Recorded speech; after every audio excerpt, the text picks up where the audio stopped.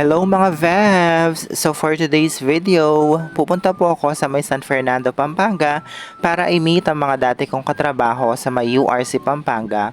Meron po kaming kasama or kasamahan dati na galing Kuwait at umuwi or nagbakasyon dito sa Pilipinas.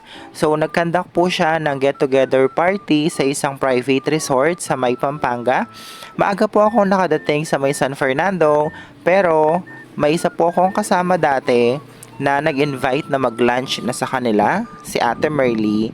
Hello Ate Merly, thank you sa iyong pa-lunch na tinolang native na manok.